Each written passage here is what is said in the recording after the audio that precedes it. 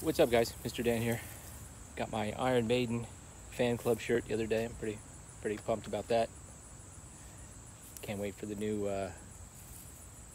DVD, Senjutsu, I think it's called. Anyway, talk more about that when it arrives. But this is the Horrorbles Tag. This is going to be part 1. Part 2 is probably going to be pretty short, but this is going to be part 1. I actually struggle with this a lot, to the point where I was like, well, let's just go with it and get this video out. I appreciate that Lady Shasha from the What Did I Just Watch channel tagged me. I do appreciate it.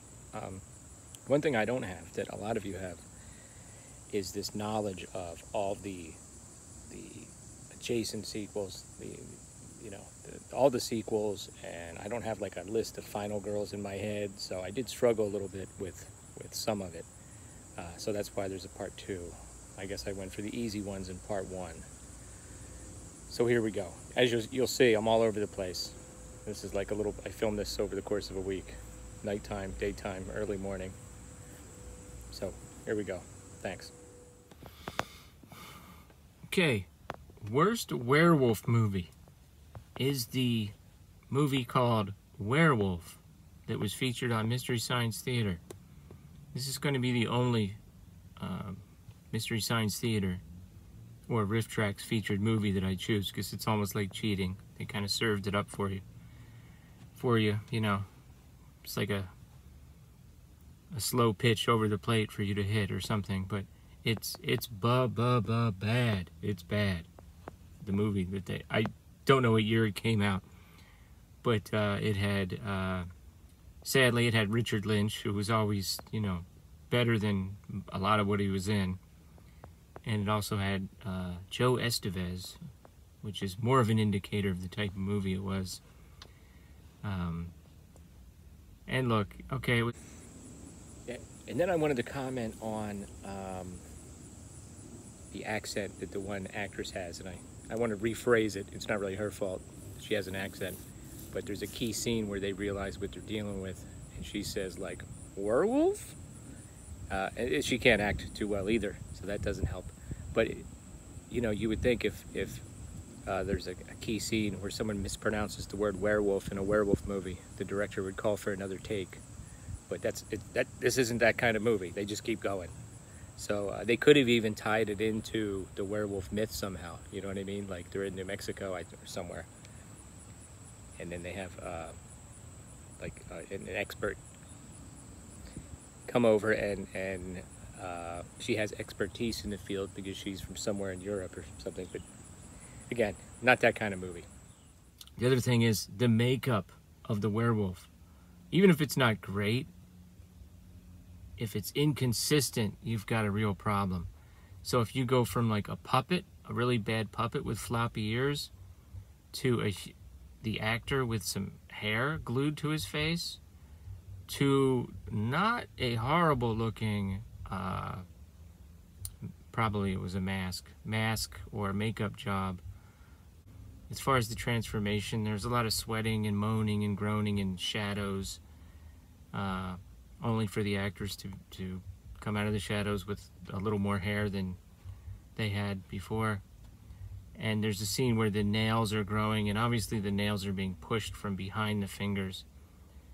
Again, that wouldn't even be like completely unforgivable if the final product was the only werewolf that you saw, the only type of werewolf. But again, they were so inconsistent. Yeah, it's bad. It's bad. Okay, for the worst Stephen King adaptation, I choose the movie Trucks. This is the second time that his story has been filmed. I can't recall the original story, the title. But I did read it. And of course it was made into the film Maximum Overdrive with the AC/DC soundtrack, the Green Goblin truck, and the coked up Stephen King himself directing it. Okay, between the planes and the cicadas, I'm waiting for my opportune moment to mention I forgot. That movie, Maximum Overdrive, of course, also starred Joe Estevez's nephew, of course. 2 Estevezes in one video. How about that? A wonderful mess of a movie. But anyway, they went back and said, well, let's go. I'm pretty sure. They went back and said, let's make a version that's more true to the story. So what we got was a movie called Trucks, where it's mostly just trucks. I think in the original story, like, there were other machines going crazy, right? Wasn't there a soda machine, like, shooting sodas into people in Maximum Overdrive? I think. So this is just about trucks. And it's just, I don't know. It's just this sort of kind of has made-for-TV type movie. But long past the golden age of made-for-TV movies. The kind of movie that feels like it should have Timothy Busfield in it, and it does. You know, I don't remember much of it. It's just the action never really grabs you or anything, and I think they threw out a couple. It's one of these movies where they throw out, like, well, maybe it's an alien thing, or maybe it's a chemical leak. Okay, well, I mean, which is it? Or maybe it's none of those. Maybe it's just mysterious. I don't know. So at one point, I guess the government dispatches these hazmat experts to go check it out. And there's one ridiculous scene. It doesn't really fit with the rest of the movie, where there are these 2 guys driving down the side of the road. And first of all, neither one of them look like they would be working for the government in that role.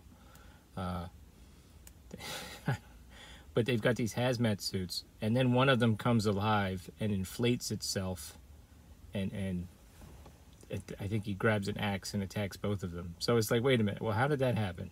I mean, we're limiting this to just trucks. So how did the hazmat suit come alive? I think it might be plugged into the truck with a cable or something. Maybe that's how, but it inflates itself and picks up an axe. I don't know, it's not good. So, Trucks. Worst remake. There's a lot of possibilities here. I know Lady Shasha mentioned The Fog and Prom Night. Thank goodness I didn't watch the original Prom Night before I watched the remake, but that was totally forgettable. That's a possibility. I think I'll go with The Fog, though, only because the esteem that most people hold the original in. The remake was just such a forgettable letdown. So, I'll go with The Fog. This will be a quick segment. I have to turn the air conditioner off, so it's not going to be that long. But, let's see. Let's do Worst Mom in a horror movie. This is like a horror comedy, and it's the movie Parents. So you can usually go for the dad or the mom, but the category is Worst Mom. So it's the mom, played by Mary Beth Hurt, who's married to Randy Quaid, and they have a son who suspects that his parents are cannibals. And it's a quirky little film. You either like it or you don't. It's got some funny parts. The kid keeps asking, why do we keep having leftovers?